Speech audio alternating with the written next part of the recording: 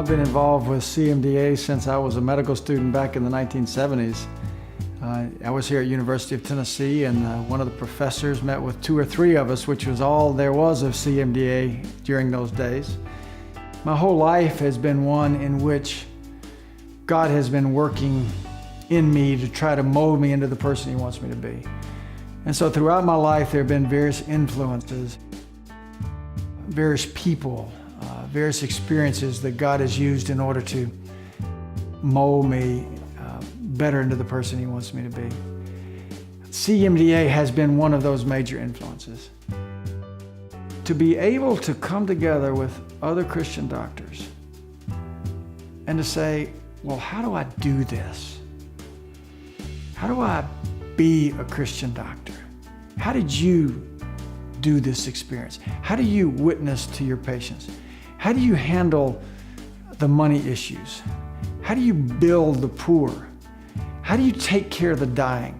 How do you do all that in the name of Jesus Christ? And to be able to come together with other doctors and to hear God's Spirit speak through the experiences of others, to me, has molded me in profound ways, such that I am much closer to being who Christ wanted me to be because of the community of Christian physicians and dentists who have influenced me through Christian Medical and Dental Association. I believe our faith grows most when we are serving most. And CMDA has provided the pathways that I, as an individual doctor, would have had a great deal of difficulty finding. And CMDA has been able to provide those pathways for me. So at the heart, serving in CMDA is all about loving Jesus Christ, but serving Him in a way that He has found most effective to use me in this life.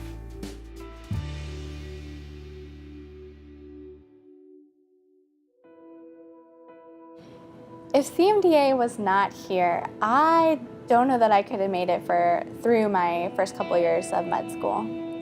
The CMDA small group, our Bible study group, was my family, was my love, was my support.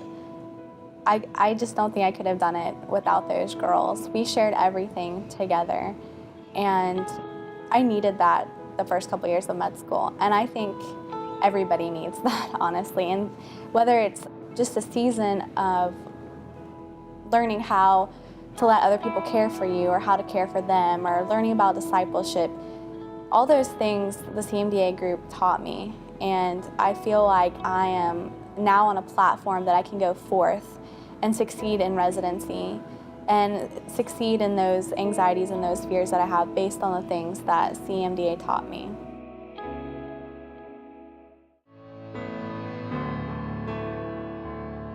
I have to go on mission trips for my spiritual health. It's what we do for the people in these countries physically is really a Band-Aid compared to what we're trying to do spiritually. One instance that stands out in my mind particular was actually not a patient that I was seeing. Another dentist that was on the trip had seen the mother, and he was sharing the gospel with her. She had 2 children, 2 small children that were sitting beside her. The little boy had been seen by a dentist, and he had his little bag with the toothbrush and toothpaste, but the little girl was just sitting there. She had not been seen by anyone. So while my friend was sharing the gospel, I just went and got the little girl, a toothbrush and toothpaste and a toy that came in a bag that we would give to the patients. And so I handed it to her and, hugged her, and then went on about my business to clean my area and see the next patient.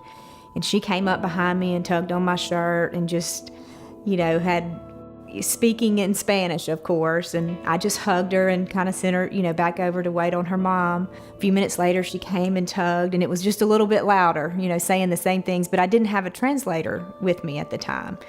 So she went back, and a few minutes later, she came and tugged again. And I finally found a translator, and I said, "What is she saying to me?"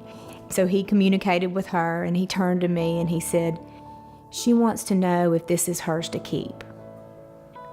She just wanted to say, "Thank you."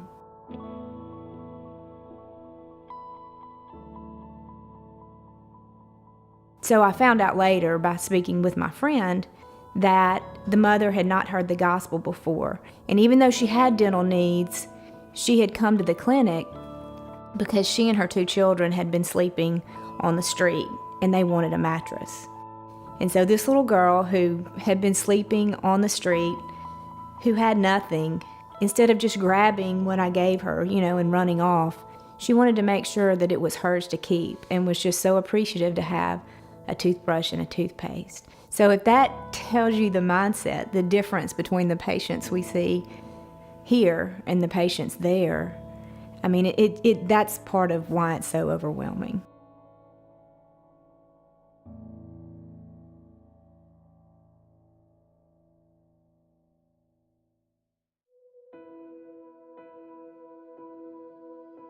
I spent the summer working alongside Dr. Michael Farmer.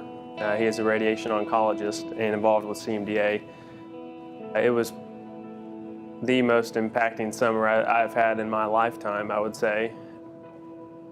I had never really seen a doctor live out his faith in that way, and it was just an incredible model for me to have. And we spent day after day in the clinic and in the hospital constantly studying the Bible with every spare second that we had, in prayer, sharing the gospel with patients, praying with patients. It was just an incredible example of a man that was a Christian first and foremost, and a doctor second. Just very encouraging and eye-opening for what I have the potential to be able to do in my practice when I am a physician, and now in day-to-day life. Paul talks about when he was a child, he talked like a child, thought like a child, reasoned like a child, and I think, I still have hundreds of childish ways in my walk, but I think CMDA has allowed me to grow more in this year and a half since I've been in Memphis than I ever have in my life.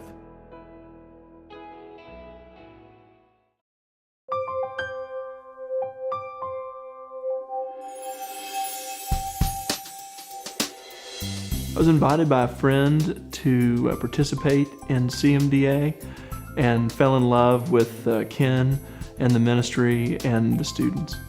I try to follow the Lord according to His strategies.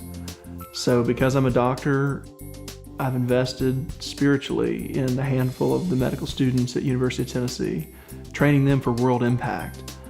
And I believe that through them that the Lord will change the world. The problem with medical training is that there are bad examples of how not to be a doctor everywhere. And what students need, they can't become what they haven't beheld. They need to see what it means to be a Christian doctor, what it means to follow Christ in the office, how to win their patients to Christ, how to witness to their coworkers, and how to share the gospel with other colleagues, other physicians. This is the most critical need that the CMDA has. Would be dozens of mature Christian doctors, dentists, medical personnel to come alongside and mentor students. The students are hungry, they're just so desirous of a mature Christian to help them learn what it means to follow Christ in the workplace, learn what it means to have balance with a medical practice or a busy dental practice. These things are absolutely critical to training up the next generation. Well, the first thing we do is we model for them how to share your faith with the patient without offending them at all. Maybe the first thing I'll do with the medical student is begin to pray with patients and let them see that over and over and over. And then I'll ask them to initiate praying with patients and let them do that over and over and over until they get comfortable with it. And once people see that people rarely turn down the offer of prayer, whether you're a believer or an unbeliever, you can become very familiar talking about spiritual things with patients and very bold. If you ask me what comes first, am I a physician who is a Christian, who incidentally happens to be a Christian, or am I a Christian who is incidentally a physician? I would say the goal of my practice is to be a Christian who is incidentally also a physician. We are Christ's ambassadors. This is the ministry that we support at the highest level, my wife and I. Why do we do that? Because it is a ministry that is impacting the whole world. and measures up to the standard of your New Testament.